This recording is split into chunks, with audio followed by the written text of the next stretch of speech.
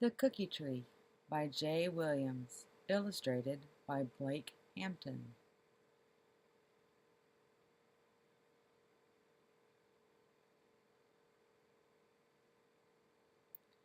The village of Owlgate was quiet and tidy, and nothing surprising ever happened there. Everything had a place, and everything was in its place. Everybody knew why things happened, and everything happened just as it was supposed to. Nothing surprising ever happened because nothing surprising was allowed to happen. That way, said the people of Owlgate with satisfaction, you always know where you are.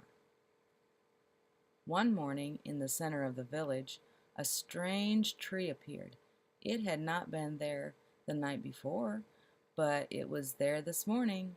It was a small tree with bark that shone like silver and round golden leaves that twinkled like the sun. And under every leaf there hung what looked like a chocolate cookie. A girl named Meg was the first to see it. Her window, tucked under the heavy thatch of her house, faced the square, and when she peeped out of her window early in the morning, there stood the tree. Meg got dressed quickly and ran down to the square. She walked around and round the tree, and then she went to find her mother. "Mother," she said, "it's all right. Is it all right if I pick a cookie?" Her mother was bustling about in the kitchen, frying eggs and toasting bread. "You mean pick out a cookie, dear?" she said. "And not before breakfast." "No, I mean pick one. There is a cookie tree in the village square." Her father had just sat down to the breakfast table. He began to laugh. "What a good imagination my little girl has.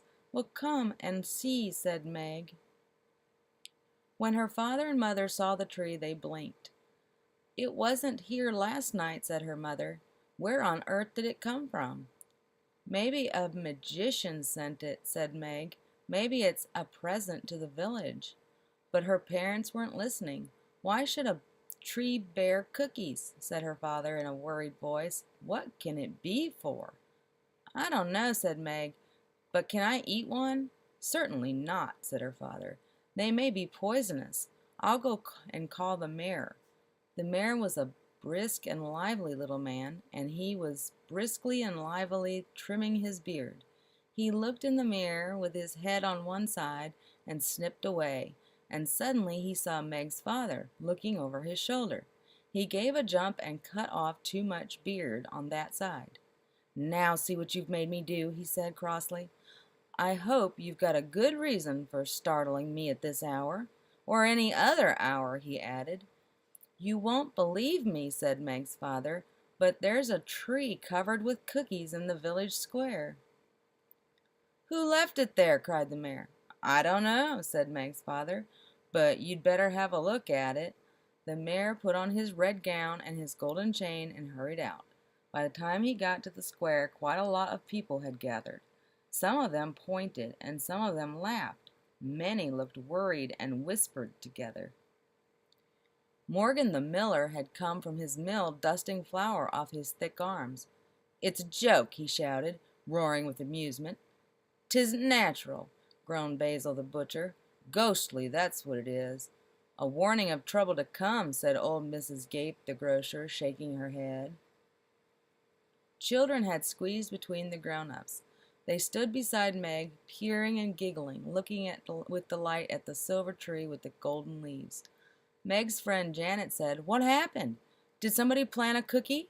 "Is it yours?" a big boy named Con said to Meg. "I'll trade you my knife with the bone handle for it." "Can we climb it?" asked a little boy named Dylan. "I think a magician sent it," Meg answered. "I think it's a present to the village." All the children nodded to each other. That explained everything. The mayor pushed his way through the crowd. He stared up at the tree, mopping his face with a silk handkerchief.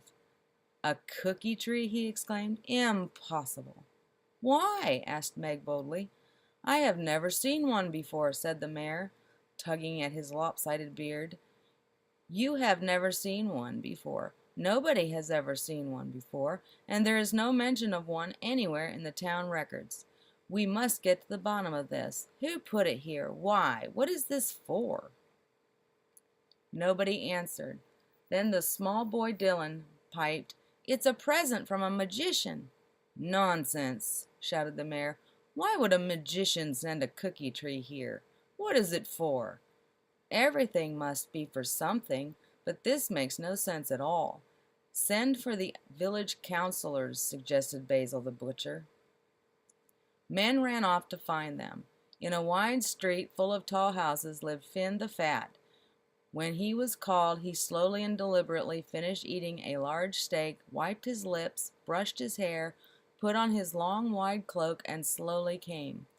In a narrow dark street lived Thelwyn the Thin. He was as thin as paper. He ate almost nothing, and when the messenger came for him, he was breakfasting on the smell of bacon and a glass of water. Alwyn the Ancient was so old that he looked like a wrinkle with a man around the edges of it. He lived in an old house, and two messengers had to help him get up from his chair. But he walked very spryly once he was up, and got to the square as soon as the others did. The three counselors examined the tree from one side and then from the other. They stroked their chins thoughtfully. The mayor rapped his staff on the cobblestones. "Well, sirs," he said, "what would you say we have here?" Began Thelwyn the Thin. "It seems to be a tree covered with sweet biscuits or small cakes of a dark brown and glossy color." "They appear to be growing on the tree," pointed out Finn the Fat. Alwyn the Ancient stood on tiptoe. Carefully he broke off the lowest of the cookies. Everybody went, "Ooh!" He popped in his mouth and chewed. Everybody chewed with him. He swallowed. Everybody swallowed. Without making any rash statements, he quavered, "I would say that was a chocolate cookie." Everyone went, "Ah!" "I have never seen anything like it," said Thelwyn the Thin doubtfully. "I don't believe in it," snapped Finn the Fat. "It should not exist, but it does," said Alwyn the Ancient. The mayor hopped on one foot, as he always did when he was excited. "Gentlemen," he said, "what we must know is, what is it for? Everything has to be for something. Everything has its reason, and until we know the reason for this, we cannot live happily and peacefully in Owlgate. The reason for the well is to give us water. The reason for the sun is to grow our crops. The reason for a mayor is to make speeches," put in Alwyn the Ancient. The mayor hopped on both feet, as he always did when he couldn't think of anything more to say. "This tree," said Thelwyn, "could be a prognostication of some pending disaster." "Just what I was going to say," nodded Finn. "In other words," said Alwyn, "a warning of trouble to come." "Aha! What did I tell you?" muttered Mrs. Gape, the grocer. The mayor turned pale. "Then what we want is deeds, not words. We must send for Sir Owen, the Lord of Owlgate." Sir Owen lived in a strong gray castle on a rocky hill above the village. Someone ran to fetch him, and as soon as he came striding down the cobbled street, his bright sword hanging by his side, he frowned at the tree. "What's all this, eh?" he barked. "Witchcraft?" At the word, everyone moved quickly back.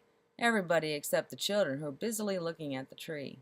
Its leaves fluttered and twinkled in the sun, and all the chocolate cookies rustled with crisp, delicious sound.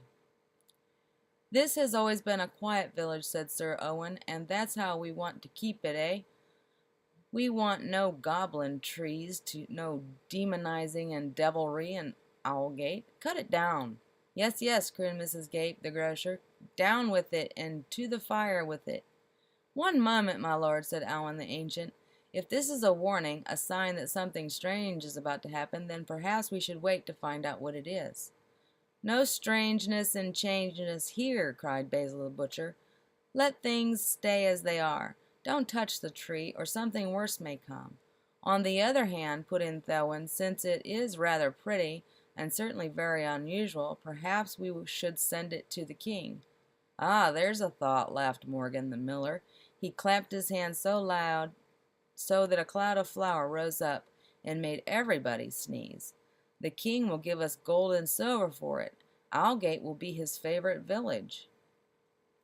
As for me, growled Fin the Fat, turning his back on the tree, I don't believe in it, and therefore I will not discuss it.